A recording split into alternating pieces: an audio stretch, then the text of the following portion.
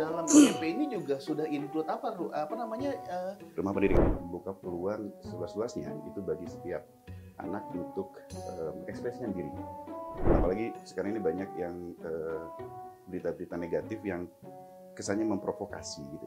Nah ini kita harus hati-hati. Oke, kita udah kedatangan lagi nih Balkis yang tadi habis dari mana Balkis? Habis dari kantin ya? Habis dari kantin. Aska sekarang lagi di belakang layar karena keponya gantian dulu ya. Kayaknya Aska juga tadi lagi keluar lagi ya, tadi kalau nggak salah ya. Dia masih kepo mau keliling-keliling studio kita yang baru ini. Nah ini dia Pak Cepi, ini adalah Balkis dari SMP 30 Bekasi. Kota Bekasi. Ya. Boleh kenalan dulu dong sama Pak Cepi. Ya, halo Pak Cepi, perkenalkan nama saya Nilumade Balkis dari SMP Negeri 30 Kota Bekasi. Terima kasih Balkis sudah datang kembali. Aku kira tadi kamu pulang. Sebentar gitu. Nah, Balkis ini kan kebetulan aktif di Pramuka ya. Mungkin dan juga mungkin lagi kan. Bukan mungkin, pasti ya. Dan aktif di Pramuka. Mungkin ada yang ingin ditanyakan dengan Pak Cepi seputar digitalisasi pembelajaran atau hal yang lainnya. Silakan, Balkis. Jadi kan sekolah saya itu baru dapat IFP gitu ya Pak. Tapi baru beberapa kelas doang nih. Nah, kita tuh belum tahu lebih kegunaannya tuh apa. Nah, kira-kira tuh gimana sih cara memanfaatkan IFP itu buat kegiatan ekstrakurikuler gitu, Pak? Oke. Ya, jadi kebetulan Pramuka, Pak, ekstrakurikuler. Pramuka ya? Pramuka. Jangan lupa, Pak. Oke. Dulu aja saya jual Pramuka. Wah, Pramuka juga ya? Pramuka Garuda, Pak? Enggak, Jambe. Jambe. Ya, jadi gini. Jadi IFP atau papan interaktif digital ini adalah sebuah alat gabungan dari beberapa alat. Di IFP ini ada layar untuk menampilkan konten atau gambar gitu ya. Kemudian ada speaker untuk mengeluarkan audionya. Kemudian ada satu lagi ada kamera untuk menangkap layar di sekitar lingkungan yang ada di depannya. Nah, mungkin salah satu idenya adalah untuk ekstrakurikuler pada Pramuka gitu ya. Pramuka kan kalau tidak salah ada yang namanya Semapur. Iya. Semapur yang bendera gitu ya. Iya. Sandi gitu ya. Nah, jadi mungkin selama ada koneksi internet, mungkin dari SMP 30 dengan SMP mana gitu, janjian ketemuan secara virtual satu waktu gitu. Kemudian koneksikan antara SMP 10 misalnya dan SMP 1 misalkan gitu ya. Sama-sama Pramuka. Nanti gantian, di sini kameranya aktifkan, dua layar itu jadi menampilkan situasi di masing-masing kelas atau masing-masing sekolah gitu. Nanti gantian dari sini memainkan kode semapurnya. Nanti jawab oleh di SMP 1 misalkan atau sebaliknya seperti itu. Itu salah satu contoh sederhana. Sebetulnya masih kalau kita membuka lagi fitur-fitur IFP ini banyak sekali fitur yang bisa dimanfaatkan. Baik kolaborasi antar sekolah, antar teman dan guru, antar kelas itu bisa. Apalagi kalau di sekolahnya misalkan di sekolah Bagis ada lebih dari satu IFP yang sejenis itu bisa sharing di masing-masing kelas, tampilnya sama, sharing konten itu bisa. Jadi silakan nanti dieksplor lagi lebih dalam lagi dan saya yakin manfaatnya akan lebih berasa apabila kita sudah mempraktikkan langsung di sekolah. Mungkin gitu. Terima kasih, Pak. Oke, jadi kalau saya tangkap itu seperti semacam latihan gabungan ya atau latgab ya. Kalau zaman dulu saya tuh seperti itu. Sekarang masih ada latgab? Masih ada. Masih ada ya. Masih Nah, ada. jadi latgabnya bisa secara virtual tuh. Jadi nanti kita adu-aduan semapur. Bukan diaduin ya semapur. Siapa yang cepat gitu ya? Cepet-cepetan baca kayak gitu banyak kan. Atau mungkin kan di situ mungkin ada juga timer ya Pak ya, yang bisa di-set bersamaan ya. Jadi cepet-cepetan bikin tandu misalkan pioneering gitu kan, bentuknya udah ditentukan, tinggal ngadu siapa yang paling cepat. Tuh bagus tuh. Jadi bisa lebih games bisa digunakan untuk games tapi games yang mendidik gitu, yang mengedukasi saling. Jadi kan mereka saling belajar ketangkasan, kecepatan, seperti itu ya Pak Cepi ya. Balkis, tadi ngomong-ngomong juga soal digitalisasi ya. Tadi kan Balkis sudah nanya tentang bagaimana cara memanfaatkan IFP untuk kegiatan ekstrakurikuler. Tadi sudah dijawab ya, salah satunya menggunakan untuk latihan gabungan. Mungkin nanti bisa mau janjian sama SMP mana jadi ceritanya? Ya, sama yang di sekitaran Jati Asih. Jati Asih. Ya, warga Jati Asih. Nah, itu kan sudah nanti mungkin pas sudah pulang langsung kasih ide sama pembinanya, Pak bikin gini-gini ya. Seperti itu. Nah, kira-kira nih ngomong-ngomong tentang digitalisasi, mumpung ada Pak Cepi, pamerin dong. Belki sudah pernah bikin apa aja sih di Pramuka khususnya tentang digitalisasi gitu? Kalau misalnya digitalisasi biasanya kan di organisasi aku tuh ada media sosialnya nih. Misalnya kalau misalnya penerimaan siswa baru, itu tuh kita kayak buat promosi gitu, Kak. Jadi biar banyak yang masuk ekstrakurikuler kita, ya. Terus nunjukin juga apa aja yang biasanya kita lakuin di pas eskul ini. Biasanya kan eskul gak cuma hari Sabtu nih, bisa aja kayak hari Rabu, Kamis. Jadi latihannya tuh pasti beda-beda.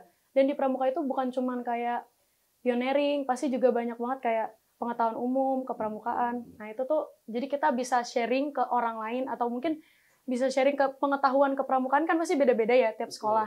Nah itu kita bisa ngasih tahu ke anggota pramuka yang lain, mungkin yang beda sekolah atau beda daerah dari kita. Kita bisa ngasih tahu kalau misalnya di eskul pramuka aku tuh di gini loh gitu.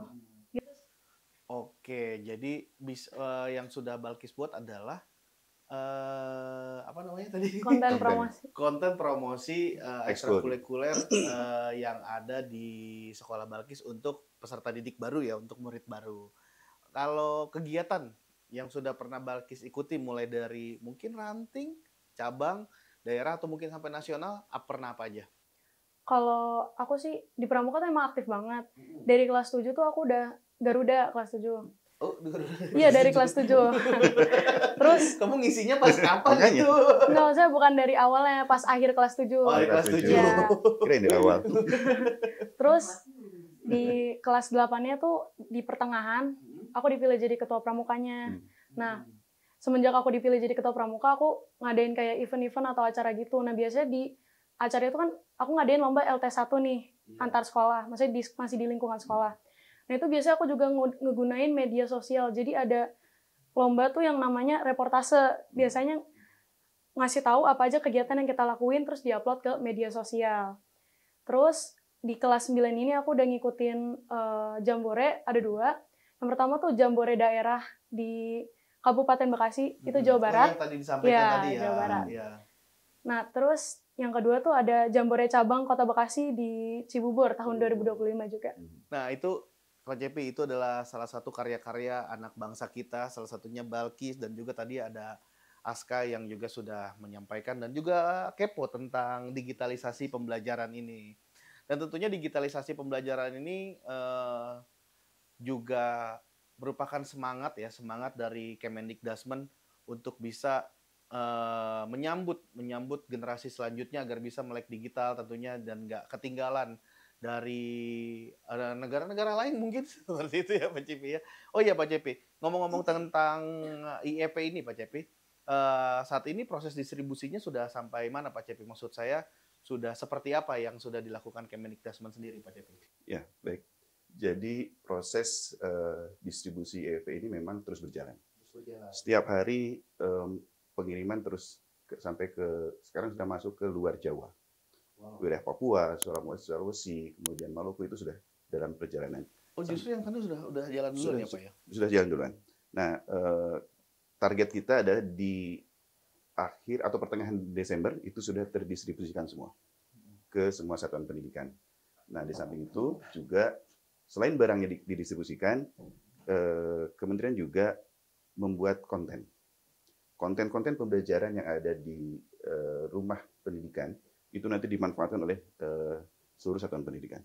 Nah, bagaimana cara memanfaatkan konten, bagaimana cara menggunakan IEP itu sendiri atau digitalisasi pembelajaran ini, semua direktorat teknis ini mengadakan pelatihan terhadap guru-guru.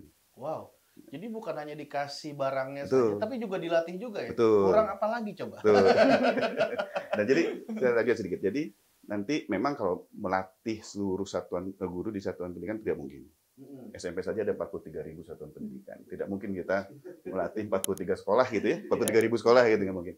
Nah sehingga nanti kita akan melatih sekian persen dari satuan pendidikan. Nanti ini diharapkan guru-guru ini mengimbaskan hasil pelatihannya kepada guru yang di sekolah itu sendiri maupun ke sekolah lain.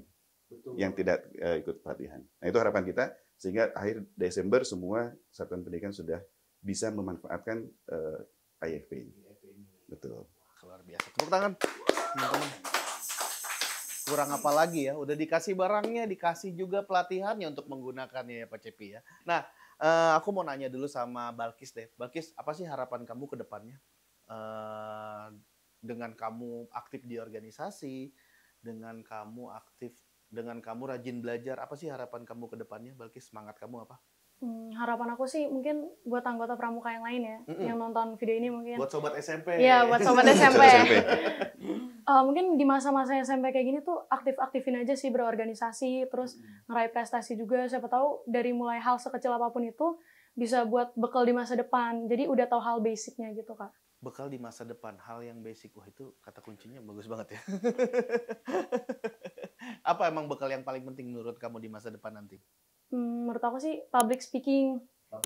Ya. Terus sikap toleransi gitu, Kak. Karena nggak mungkin kan kita nanti kalau misalnya udah besar milih-milih orang kayak harus banget satu suku, satu budaya, satu agama, kan nggak mungkin. Itulah belajar yang namanya bersosialisasi dan masyarakat. Seperti itu juga.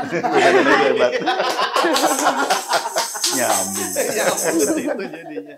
Nah, Pak Cepi dengan semangat kepemudaan ini, dengan semangat digitalisasi pembelajaran ini, boleh dong Pak Cepi sampaikan harapannya kepada sobat SMP semua yang ada di seluruh Indonesia, kira-kira seperti apa Pak Cepi?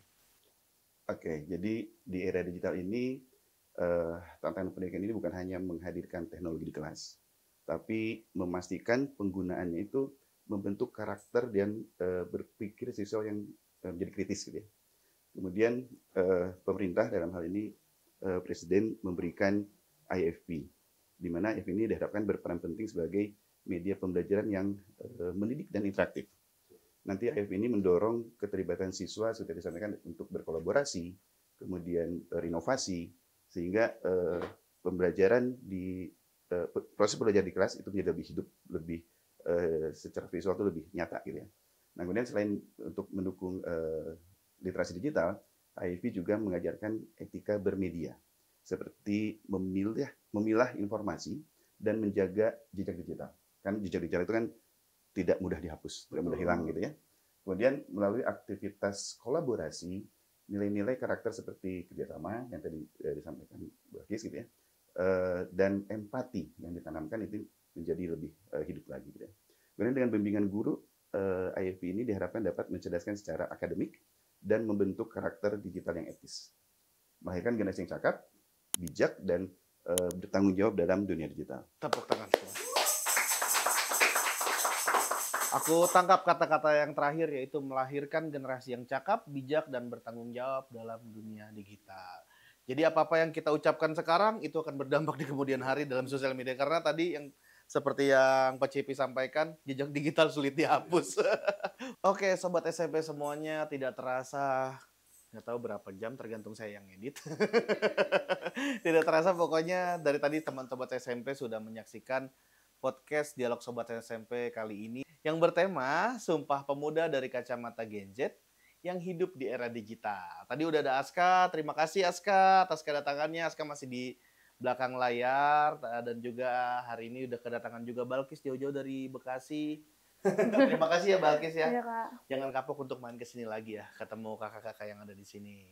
Dan terima kasih juga nih untuk yang terhormat Bapak Cepi yang sudah memberikan wejangan tentang wejangan kayaknya tua banget ya.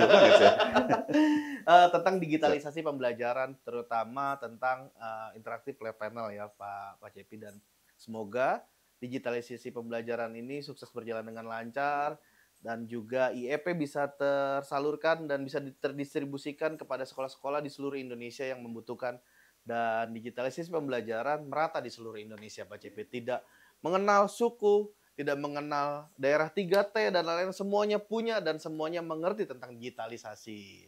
Jadi sekaligus kita memperkenalkan tagline kita yang baru, karena sekarang logo Sobat SMP-nya agak berubah ya. Saya tampilkan di layar. Ini dia. Seperti itu. Dulu kan bergerak berbenah berubah tagline-nya, sekarang Sobat SMP itu berubah. Pak Cepi, bukan bergerak berbenah berubah lagi, tapi pendidikan bermutu, karakter kuat, prestasi hebat. Itu menyesuaikan dengan 7KI dan juga tema-tema yang lainnya, dan akhirnya diputuskanlah temanya menjadi pendidikan bermutu, karakter kuat, prestasi hebat. Jadi kita ucapkan bareng-bareng ya, Balkis, Pak Cepi. Kalau saya sebutkan Sobat SMP, Pak Cepi dan Balkis bisa sebutkan bareng-bareng. Dan teman-teman di belakang layar boleh bareng-bareng sebutin juga. Pendidikan bermutu, karakter kuat, prestasi hebat. Oke, nggak bakal lupa ya, karena di depan ada prompter dong. Oke, silakan. Sobat SMP, pendidikan bermutu, karakter kuat, prestasi hebat.